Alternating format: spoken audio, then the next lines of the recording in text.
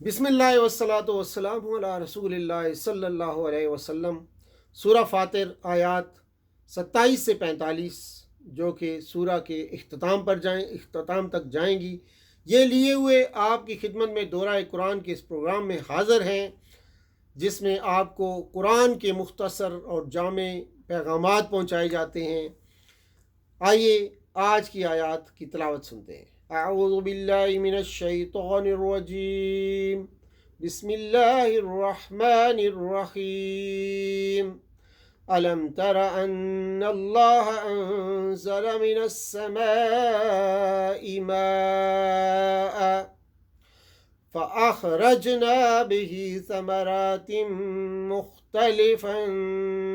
مختلفا ألوانها ومن الجبال جدد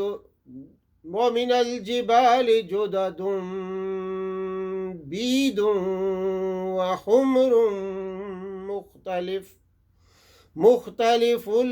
مختلف ألوانها وغرابيب سود۔ صدق اللہ العظیم۔ رب اشرح لی صدری ویسر لی امری واحلل عقدۃ من لسانی یفقہوا قولی۔ اور پہاڑوں میں گھاٹیاں ہیں سفید اور سرخ، سخت سیاہ اور کالے، بہت گہرے سیاہ۔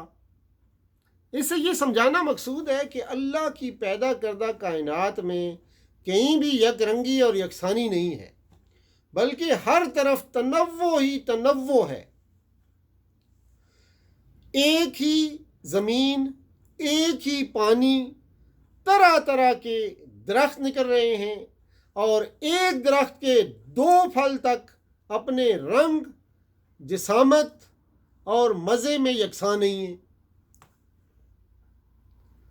ایک ہی پہاڑ کو دیکھو تو اس میں کئی رنگ نظر آئیں گے، اور اس کے مختلف حصوں کی مادی ترکیب میں بڑا فرق پایا جاتا ہے۔ انسانوں اور جانوروں میں ایک ماں باپ کے 2 بچے تک یکساں نہ ملیں گے۔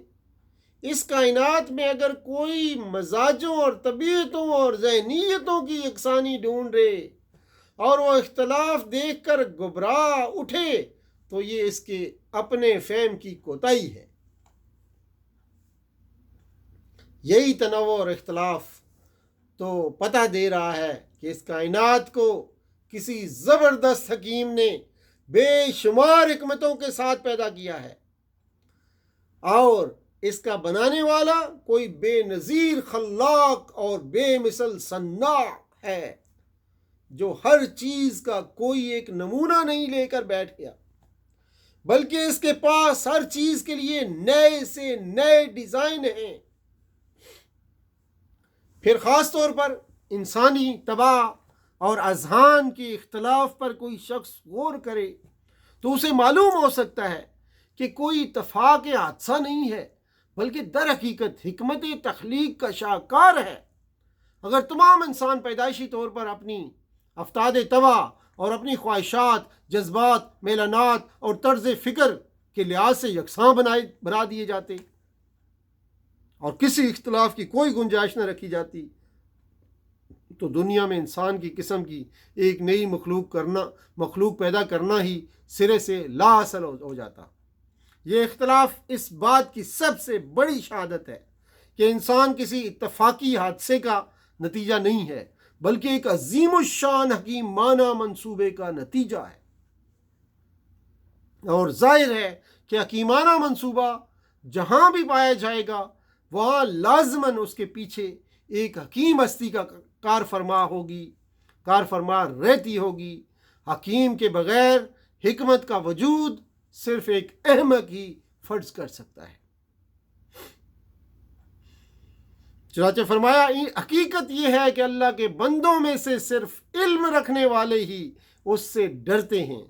یعنی جو شخص اللہ کی صفات سے جتنا زیادہ ناواقف ہوگا وہ اسے اتنا ہی زیادہ بے خوف ہوگا،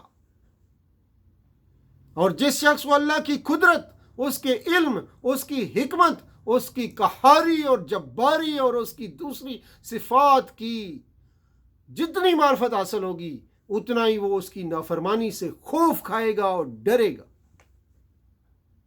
اس آیت کریمہ میں لفظ علماء سے وہ اصطلاحی علماء بھی مراد نہیں ہیں جو قرآن و حدیث اور فقہ و کلام کا علم اور سند رکھنے کی بنا پر علماء دین کہے جاتے ہیں۔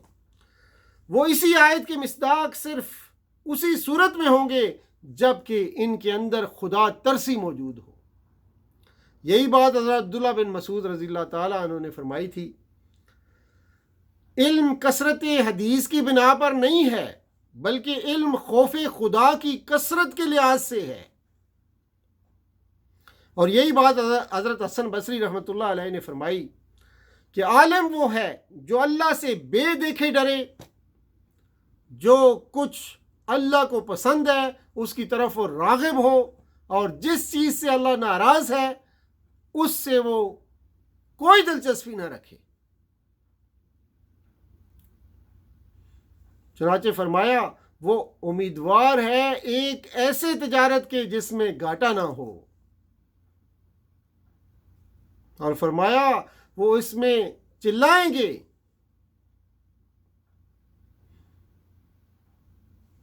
جس کے معنی یہ گھیرنا اور احاطہ کرنا ہے،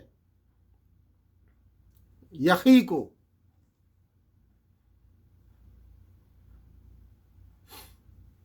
تو تم اللہ کے طریقے میں کوئی تبدیلی نہ پاؤ گے، اور تم کبھی نہ دیکھو گے کہ اللہ کی سنت کو اس کے مقرر راستے سے کوئی طاقت پھیر سکتی ہے۔